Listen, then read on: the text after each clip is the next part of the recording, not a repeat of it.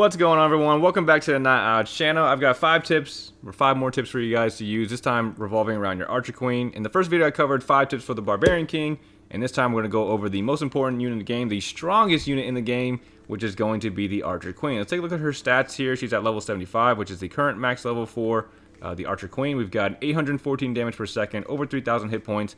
And let's go over to her ability, which is called the Royal Cloak. It allows her to turn invisible, and she gets an increase to her damage, she gets some health recovery, and she also summons some archers. So like I said, the Queen is the strongest unit in the game. She does the most damage in the shortest amount of time, and I believe she is the most important unit in the game out of all the troops and of all the heroes. When you go to a new town hall, when you first unlock her, she should be the #1 priority in terms of upgrading in terms of offense, because she can really change, make or break your attack depending on how strong your Queen is and how much support you're giving her with, healers and queen walking, or, raging her up, freezing defenses, whatever it is. The Queen plays a very big role in some of the attacks, especially in the higher levels. She's an extremely important unit, and I would even argue that she's the most important thing for your offense in the game Clash of Clans. But with that being said, we're going to go ahead and jump to the 5 tips. Hopefully it helps you guys, and let's go ahead and get right into it. Alright, tip number 1 is going to involve her ability.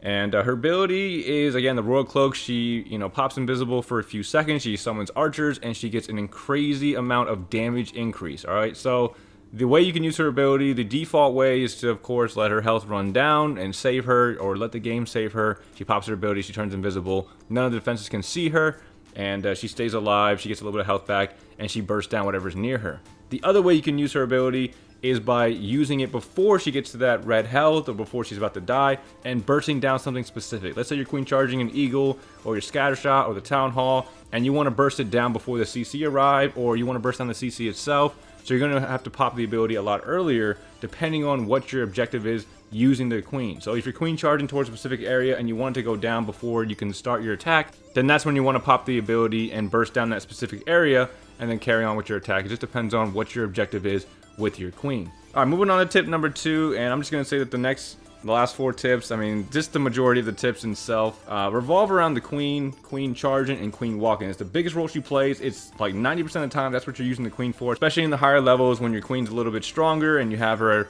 leveled up and stuff like that, and she has the ability to actually withstand damage for a while.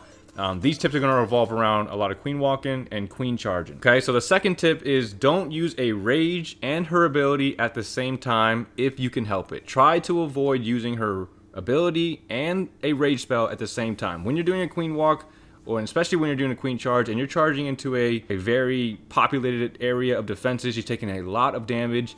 You want to use rages and freezes, to keep her alive without having to use her ability. If you're bursting down something specific and that was her only objective, you got into the first or second layer of the base and you burst down the Scattershot, you burst down the Eagle, and that's it, fine. Use her ability right away, take it down. Try not to waste that rage unless you absolutely have to, but always try to avoid using a rage and her ability at the same time, because it's kind of a waste when you use her ability underneath a rage spell, because the rage is supposed to keep her alive, and if you're having to pop the ability while still having that rage spell on her, then you're kind of wasting either the ability or you're wasting the rage spell, because both of them play the exact same role, which is basically keeping her alive. Alright, moving on to tip number 3. Again, we're sticking around the Queen charge and Queen walking area. This is just the placement of the rage spell when you have your Queen.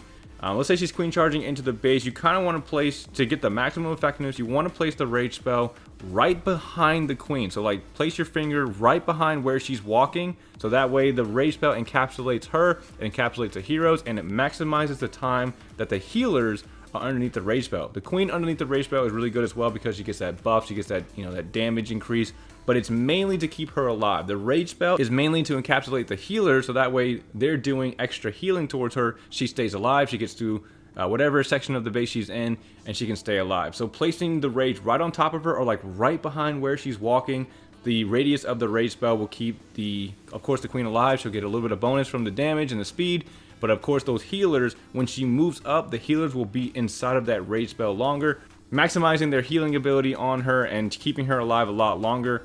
And that'll help you get through those tough areas where there's like multiple, X-bows, or there's a Scattershot or two. And placing your rage down correctly will help increase that efficiency of using that Queen charge or the Queen walk when you're doing it towards a specific objective. Alright, now moving on to tip number 4, which is going to, again, revolve around the Queen charge and Queen walk.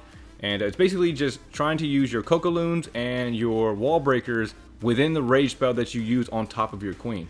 So let's say you're trying to get your queen into the base, and you're trying to get to the first layer or the second layer, and you want to check for black air mines, and you want to get through the walls, okay? So if you place a rage down, let's say she's taking a lot of damage, you say you place a rage down on top of your queen, she's pushing through, you place a Coco Loon down on top of where the healers are, and the loon goes through the rage, it soaks it up, it tracks any black air mines that might be around, but it gets that speed boost, so that way it speeds into the base and attracts any black air mines or red air mines, you know, just air mines in general to protect your healers. And then of course, with the wall breakers, same thing, it soaks up the rage spell, and once it gets to that wall, it explodes it, takes it down, no problem, and you can get into the base pretty easily. If you have super wall breakers, you can do the exact same thing. It's not as needed because super wall breakers take down pretty much any wall without really the struggle. But if you're using regular wall breakers and you need help getting into that wall, using them underneath that rage spell will help you get into the base. They basically are super wall breakers at that point once they're encapsulated within the rage spell. And then a quick little tip with that tip as well, when you're doing the wall breaker bit, make sure you place one test wall breaker first before sending in a bunch of them, because if there's a small bomb there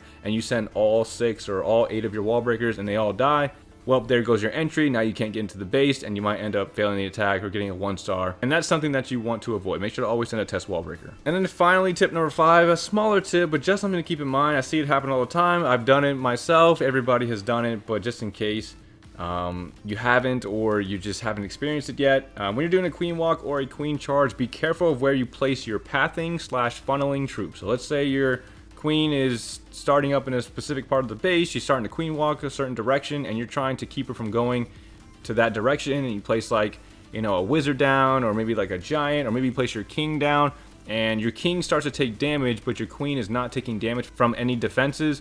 The healers are going to switch off from your queen to the king, because the healers are going to go heal whatever is damaged. If the queen is taking consistent damage and then you place down your king or a wizard to start funneling and they start taking damage, the healers will stay on the queen because she's taking damage, and they need to consistently heal her because she's taking damage. But if she's not taking damage and you place a pathing or funneling troop and they start to take damage around the queen, the healers will switch from the queen to the king or to the wizard or to the Valkyrie or to the P.E.K.K.A, whatever it is you're using to funnel, and it can really ruin your attack. The healers will get in range of air defenses or air mines.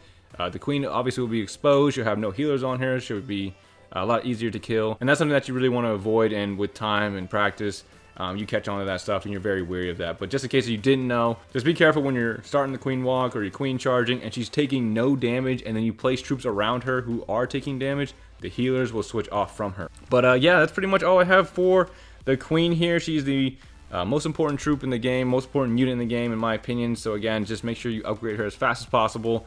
Whatever town hall you are, regardless of which town hall, she is her strongest when she's maxed out for whatever town hall you are. But that's all I have for the video, guys. Hopefully it helped you guys. I try to, you know, give you guys tips that, you know, aren't too redundant, aren't too obvious. That's all I have for the video, guys. Hope you guys enjoyed it. If you did, definitely appreciate a like, comment, subscribe. If you have any questions about the game, feel free to let me know down in the comment section. And I'll be back for the Grand Warden and the World Champion here in a minute, and then we're going to jump into all the troops. But I'll see you guys in the next video. Thanks for watching, everyone.